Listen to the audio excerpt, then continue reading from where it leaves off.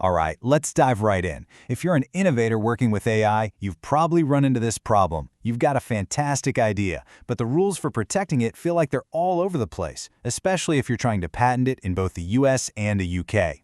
So today, we're going to break down a really clear strategy for this, turning a super complex problem into a simple two-lane highway. So put yourself in this situation for a second. You've built this incredible AI for personalized nutrition. It's truly ready to change lives. But then you go to patent it and bam, you hit a wall. The United States Patent Office has one set of rules and the UK's has a completely different playbook. So how in the world do you protect your one single invention in two totally different legal worlds? You know, the heart of the problem is that these kinds of inventions are kind of stuck between two worlds, biology and software. It's like you're standing in a doorway. You've got one foot in the room of physical, biological change, and the other foot in the room of pure software and computation. And the thing is, each patent office really only wants to look at what's happening in their room, which makes it incredibly tough to get a patent that pleases both of them. Now this slide really gets to the core of it. Think of these as the two main gatekeepers you have to get past. In the US, the big hurdle is the abstract idea rejection.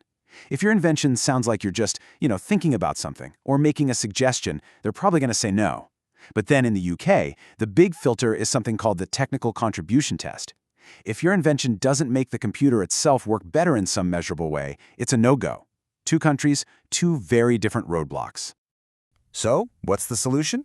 Well, this is the big aha moment, the breakthrough insight. You don't need two different inventions, you just need two different stories about the very same invention. The whole key is to frame what your AI does through two different lenses, each one tailored perfectly to what that specific country's patent office wants to hear.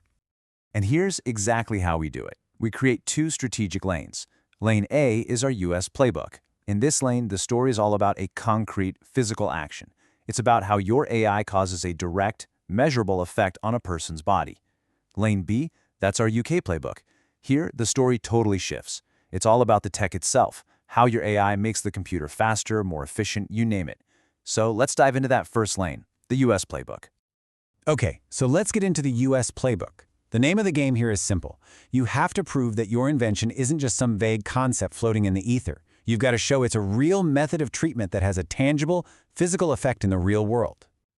To get past the US Patent Office, you have to force objectivity into your claim. That means getting super specific. What's the exact dose of a nutrient and when is it given? Then you have to link the outcome to a hard, objective number from a lab. You know, the kind of stuff a doctor would measure, like blood sugar or cholesterol. And this is a big one. Your AI can't just be watching from the sidelines. It has to be a direct part of the chain of events. That often means swapping out a passive word like recommend for a powerful action word like administer. And this little story just shows you the power of that tiny change in language. A founder was totally stuck. They made two small tweaks. They changed one single word from recommend to administer, and they added a clear, measurable finish line, a change in HbA1c levels after 90 days. And just like that, the rejection for being an abstract idea completely vanished. Gone. All right, let's switch gears. We're hopping across the Atlantic to Lane 2, the UK playbook. Now the focus here changes completely. We're not talking about the body anymore, we're talking about the machine. I love this phrase. In the UK, your AI model has to pull its weight in silicon. Literally. It's just not enough for it to give a user a good result. Your invention has to show a real technical improvement to the computer system itself. It has to make the technology better as a piece of technology. So how do you actually prove this technical contribution? Well, it's all about the numbers. You have to quantify improvements in things like system latency, how much energy it uses, or the quality of a signal. You've got to describe how your algorithm uses less memory or gives the system better control over its sensors. And this is really important. You have to downplay all the subjective user benefits.